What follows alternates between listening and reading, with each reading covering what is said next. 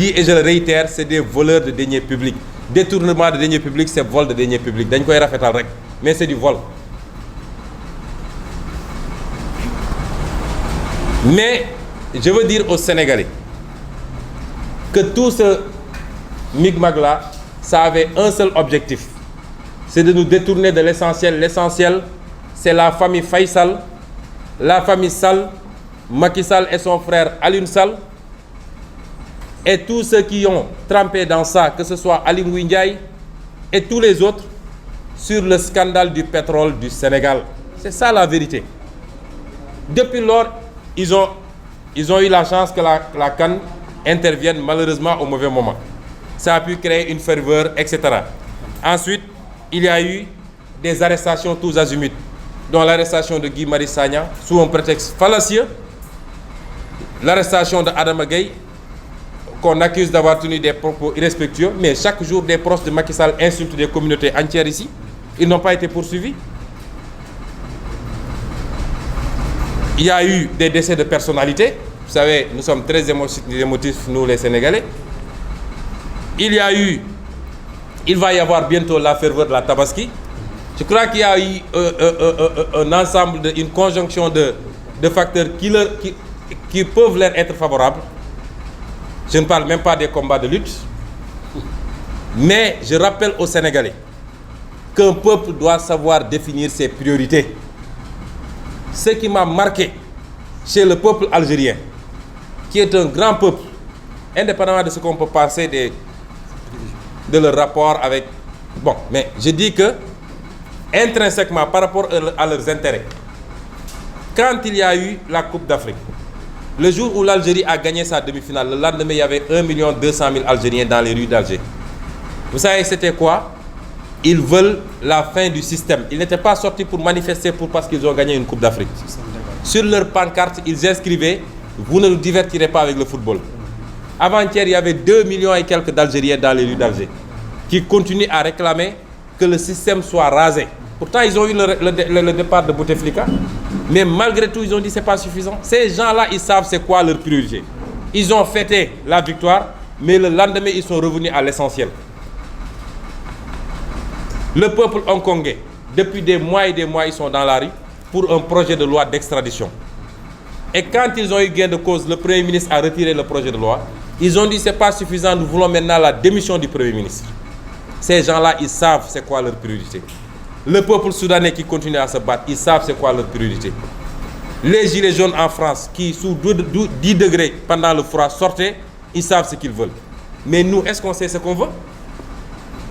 On vous dit que les gens ont compromis des milliers de milliards qui peuvent créer des emplois à tous les jeunes ici, qui peuvent régler nos problèmes de santé, d'éducation, etc. Chacun reste chez lui tranquillement. Il est temps que nous puissions définir nos priorités. Et le pouvoir public le sait si bien qu'à chaque fois, il crée une diversion pour essayer de brouiller les pistes. Nous disons aux Sénégalais que ce combat n'est le combat ni de Massamba ni de Mademba. Et si on continue comme ça, à terme, ce qui va se passer, c'est que tous ceux qui s'étaient adjugés le devoir de se battre, non pas parce qu'ils attendent des sinécures, mais ils se battent parce qu'ils croient à ce pays-là, c'est des patriotes, ils vont finir par se croiser les bras et laisser le peuple avec ce régime de voyous qui va vous torturer, qui va vendre le pays, qui va surfacturer tout, qui va détourner tout l'argent, et le chômage sera là, la pauvreté sera là, on va continuer à mourir dans les couloirs des hôpitaux. Il faut que les gens comprennent. Nous sommes d'accord pour jouer le rôle de l'élite, nous sommes d'accord pour être devant, mais personne n'a jamais gagné un combat de ce genre sans une mobilisation populaire. Et c'est pourquoi je lance un appel. Aujourd'hui, à manifestation de Aar Li Ñu Bokk, c'est pour soutenir un homme qui a tout donné pour ce pays, M. Guy Marius Sagna. Il n'a même pas, on l'a mis en quarantaine là où il travaille. Même pas de bureau là-bas. Il se lève du matin au soir, il est partout dans ce pays-là, il marche à pied des dizaines de kilomètres. Ce que je dis, je l'ai vu moi-même. Quelqu'un qui n'a même pas de mobilette, je ne parle pas de voiture, et à qui aujourd'hui Macky Sall et son régime, parce que simplement il les gêne, que ces gens-là veulent liquider. le peuple et particulièrement cette jeunesse doit sortir massivement. Guy Marius Sagna est sorti de l'NDSS et un fonctionnaire de l'État. Il aurait pu se suffire de sa situation et dire le reste, ça m'a yon. Mais il se bat pour ce peuple parce qu'il y croit. Mais on a demandé aux gens de sortir également pour montrer à Macky Sall qu'on n'a pas oublié le dossier du pétrole.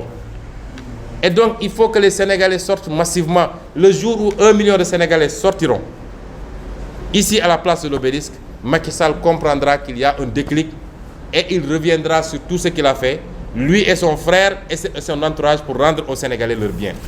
Je terminerai par dire que moi-même, en ce qui me concerne, après la Tabaski, je reviendrai dans une conférence de presse beaucoup plus large où j'échangerai avec les Sénégalais, à travers vous, la presse, sur des dossiers particulièrement scandaleux, dont le premier, parce qu'on parle beaucoup de pétrole, mais vous savez, on a beaucoup de fer ici, dans la Falaise.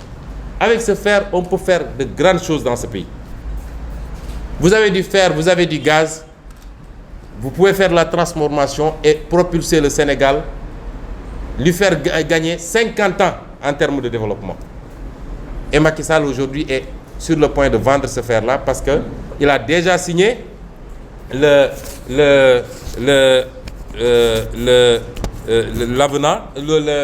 le mémorandum avec la société turque Tosyali. Et cet avenant-là, si les Sénégalais ne se mobilisent pas pour l'arrêter, ils vont signer le contrat et l'arrêter d'approbation, ce sera la catastrophe. Parce qu'ils leur ont tout donné. Sénégal, tous, on n'aura rien sur le fer, comme on n'aura pratiquement rien sur le pétrole et le gaz, comme on n'a rien sur le zircon qui est exploité ici, mais on n'a rien sur l'or de Sabodala. Jusqu'à quand? J'y reviendrai